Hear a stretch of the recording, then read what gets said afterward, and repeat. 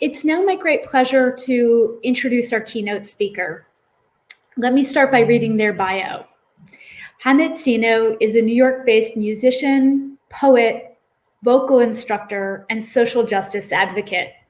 They have been the writer and front person for the Lebanese indie band Mashrouʼ Leila since 2008. They write and lecture about the convergence of music and social justice. Their work explores the intersections of gender, sexuality, race, and language. They teach singing from their studio in New York. They have a BFA from the American University of Beirut and are pursuing a master's in digital musics from Dartmouth College. Hamid is also openly queer and uses they, them pronouns. I wanted to also speak more personally about how I came to know Hamid and Mashrouʼ Leila. I became aware of Mashrouʼ Leila years ago because my Arab-speaking friends were obsessed. And Mashrouʼ Leila was and is wildly popular.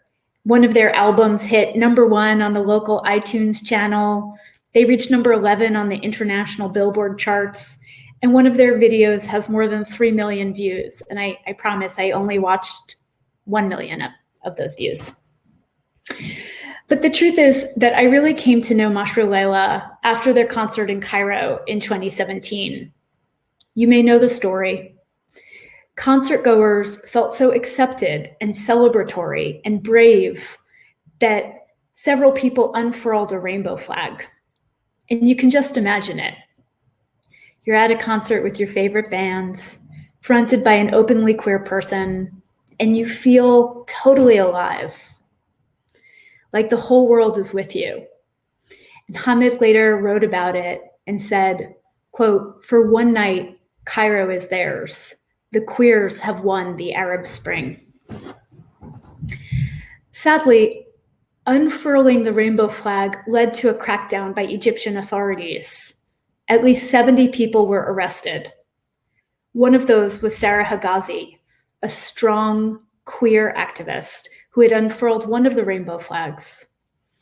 Sarah was convicted and incarcerated for several months. In prison, she was tortured. When Sarah was released, she tried to heal, but eventually took her own life this past June. I've often wondered how it would feel to be a part of a band, to even be the lead singer of a band that created so much joy and was also used as the excuse to justify such violent state oppression. I wanted to honor Mashrouʼ Leila at Outright's Gala this year, only it was canceled due to the pandemic. And I wanted to honor Mashrouʼ Leila because it is so important to have art that makes us feel seen and makes us dance, especially when the opposition considers that very empowerment, the feeling that comes from art, to be too radical and too dangerous. Hamid wrote an extraordinary reflection on what Sarah Higazi's death meant to him and the LGBTIQ movement in the region. Let me quote some of that sentiment. Quote, "Anonymity is a liminal space of queer potentiality between the invisibility we must bear to survive and the visibility we need to live. It is where we find, heal, and love each other, as our ancestors have done for generations. While the world will not tell our stories, we must tell them ourselves, even behind closed doors. Outside, the writing is on the wall. We're here. We've always been here. The queers will win the world." It is my great pleasure to welcome you, Hamid Sinno. Please turn on your microphone and camera. Thank you so much. Thank you so much to Outright for making space for me and allowing me the honor of speaking to you all today. I'm super nervous. I don't know how to start thanking everyone here for the work you've been doing and the work I hope you will continue to do to produce, ensure, and safeguard queer and trans futurities. I should start by acknowledging that I'm currently living in Philadelphia on occupied land that belongs to the Lenni Lenape tribes of the greater Delaware region. And as a trigger warning, I will be talking about mental health, anti-Blackness, suicide, and substance abuse. We live in a time where air, or breath, as a collective life force has come into sharp focus like never before, be it through the respiratory virus that has forced us all indoors, through the murderous asphyxiation of George Floyd that brought forth a global reckoning with the race war waged by structural whiteness on Black bodies throughout the world, or through the intersection of those two. As vulnerable communities at the cusps of racial, gendered, and class disenfranchisement disproportionately fell victim to the COVID pandemic, with Black communities in the US being 2.5 times more likely to contract COVID. Mental health has also become a particularly salient issue under the pandemic. As the virus brought the necropolitics of contemporary neoliberalism to the forefront of public consciousness, sucking life and health out of Black and brown bodies in the name of maintaining a healthy economy, the mantra that kept resurfacing on the lips of conservatives trying to justify reopening the marketplace was that the failure of our economy would surely produce more death. The reasons these people cited were numerous, but generally fell under two categories. The first category was stuff related to direct economic issues, as an economic recession became equated with a purportedly inevitable spread of poverty in the public imagination. So for example, people would die because they would starve, or people would die because they wouldn't be able to afford healthcare and so on. All of which could be easily remedied by regulating the hoarding of wealth by our 1%. Allow me to digress for a second just to point out that this is particularly ironic here in the US, where the decline in average life expectancy documented by the Kaiser Family Foundation over the last 6 years has been primarily associated with wealth hoarding and income disparity by various analysts. But the second category of arguments is where things became much more interesting. As data propagated about an alarming increase in mental health crises around the world, people quickly began to discuss the impact of an economic recession on mental health. Simplistically speaking, the argument was basically this: if we don't open the marketplace, a lot of people are going to die because the economic crisis will lead to mental health issues, which will lead to suicide. The reason I bring this up is because in its own twisted way, this has provided us with a previously impossible opportunity to highlight that mental health is a shared structural problem that can only be remedied through collective action. In other words, if you think an economic recession needs to be avoided to avoid a mental health epidemic, then you understand that mental health is not a question of simply pathologizing individual conditions, that depression and anxiety are not diagnoses given to people who have arbitrarily lost some sort of genetic lottery, but rather that that very logic is a way of mystifying structural inequity and moving the locus of responsibility away from the shared and into the bodies of those most disenfranchised by the shared. Perhaps this is grasping at straws, but it feels like one possible portal through which we can travel towards a not yet here of intersectional justice through the current spectacle of mental health awareness.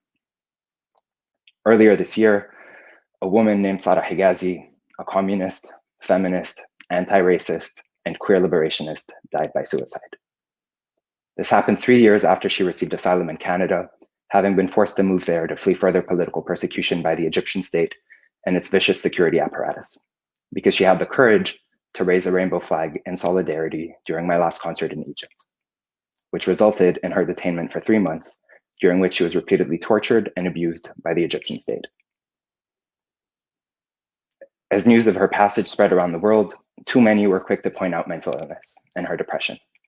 But pathologizing mental illness does nothing to explain why some of us are afflicted and others are not. Mental illness does not exist in a void. It is a product of structural violence. The power of heteropatriarchal white supremacist capitalism is the way it inhabits the body.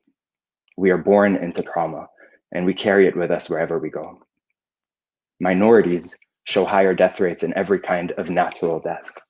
We have higher rates of diabetes, heart disease, respiratory failure, cancer, anything, you name it. That is what trauma does to the body. That is what hate does to the body. This has been thoroughly documented by the Adverse Childhood Experiences Study, and you can find the details of that ongoing study on the CDC website. The thought that someone like Sarah can leave a society that keeps trying to kill them and still carry that society inside them, still be moved to taking their own lives, chills me to the bone as I reflect on my own exile and the exile of the people I love. We spend the first part of our lives demanding air in our homelands, and then we leave to countries where we are promised air, only to find out that we were robbed of lungs. Death by suicide and death by substance or steroid abuse, which have pertinently been labeled deaths of despair, are all too prevalent in our communities. Mental health is an anti-ableist issue. It is a feminist issue. It is a socialist issue. It is an anti-racist issue. It is an anti-imperialist issue. It is a climate justice issue. It is a queer liberationist issue. Mental health is a community issue. My own battle with mental health has been one surface of contact through which I connect to my audience. I've shared my history with eating disorders, PTSD, depression, sexual trauma, and generalized anxiety with my audience whenever possible. I am a recovering alcoholic and addict. At the height of my career in a Middle Eastern boy band, I was constantly either drunk or under the influence. I wanted nothing more than to be less conscious, less present in my body and its trauma, less alive. Towards the end of my drinking career, I often found myself getting completely wasted and intentionally getting behind the wheel of my car, speeding down Lebanon's highways and thinking to myself, hey, if I die, I die. I don't know how or why I survived that or how I managed not to hurt other people in the process, but I've been sober for 2.5 years now. I say this because I think that what I've learned through getting sober is something we can all use, especially now. Addiction is always a person's best attempt to survive when it feels like there are no other means at their disposal. It's impossible to treat addiction without treating anxiety, depression, PTSD, rage, and various other mental health issues. In sobriety, we're told to share our struggles, our joys, and our deepest burning secrets with other addicts. And while the act of unloading that burden is in itself palliative, the most notable outcome of that telling is community. When we allow people to bear witness to our struggle, we create family. We treat addiction with community. I quickly learned that the opposite of despair is not happiness, it is community. A truth that I suspect perhaps undergirds all of us being here today. Our fight for justice and equity is at its core a fight for community and a fight through community. Resilience is a community. This year, armed with its distribution of isolation, has been undebatably exceptional in its distribution of despair. But at every turn, we've witnessed the power of community. We saw more than 1,600 people come together for this year's Out Summit.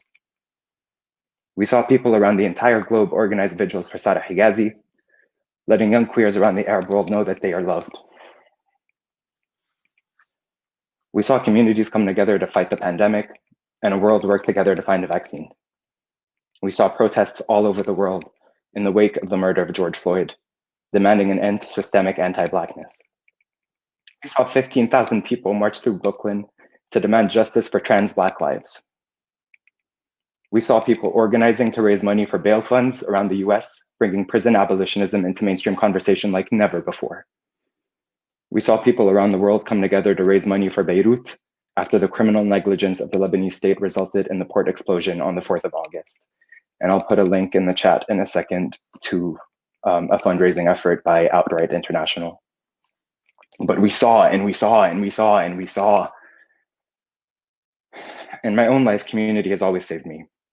As a child who was visibly gender nonconforming, I was bullied every day, often violently, with virtually nowhere to claim sanctuary. As I became increasingly aware of my gender and sexual non-normativity, the absence of positive media representation constantly reinforced my sense of perpetual otherness and alienation. The Arab media landscape of the 1990s was one where gender diversity and sexual diversity were either completely erased or sensationalized as scapegoats for all of society's ills, or at best, we were treated as punchlines for comedy shows building audiences through our exclusion. What saved me, and I don't use that word lightly, was community. A song by White Town that came to embody my gender dysphoria, a picture of Kurt Cobain in a dress, a picture of Bowie in full makeup, Willow from Buffy the Vampire Slayer, James Baldwin, Adrian Rich, Allen Ginsberg, Oscar Wilde, Rabi Alamuddin, all became what I imagined to be my community. Sure, these are people that would never know I exist, but it was something. It was a promise that I wasn't alone. And that was what stopped me from succumbing to despair. In college, I finally found physical community, carried on the shoulders of the fierce guardians who started Lebanon's first LGBTIQA+ organization. I came out. As my career took off, I became the Arab world's first openly queer musician, and my band became a source of imagined community for queer teenagers all around the region. My career has been a constant battle for breath. We've been banned, arrested, attacked, fatwa'd, and excluded at every turn. We gained access to the stage in spite of my queerness, not because of it, and only managed to do that because of community. Through every obstacle, we have been carried to safety by countless trans and queer voices, many of them watching us today. That is the power of community. Sorry. All it took for me to find community, create community, and affect change was to sing. To sing is to breathe. Granted, it is to breathe with intention and control, but it's just that. I breathe for a living. I make a spectacle of breath. All it took for me to find community, create community, and affect change was to breathe with intention. And so if you'll humor me just a bit further, I'd like to end this with a minute of intentional breathing. I realize this sounds a little granola, but I think we could all use a minute to breathe together as we reflect on the communities we breathe with.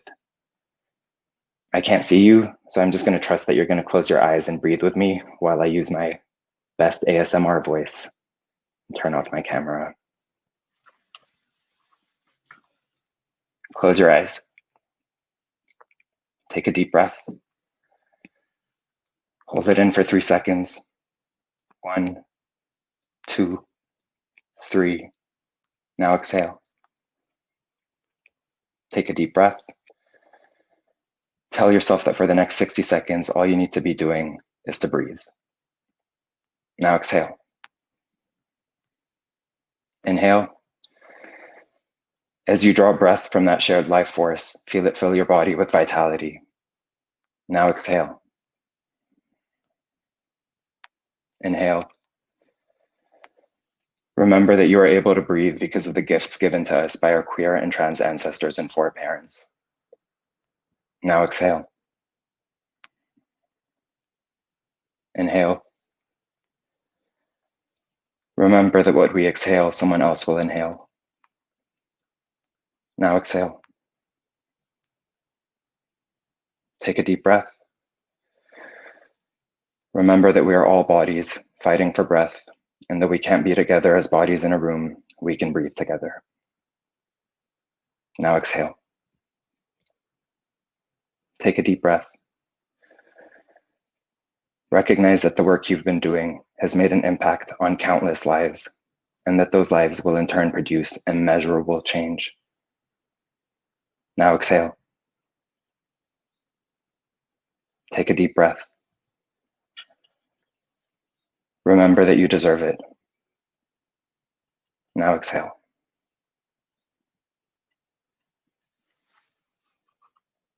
Thank you so much for bearing with me.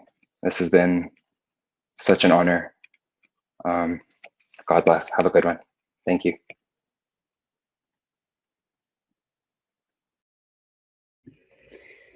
Oh, Hamid, that was so beautiful.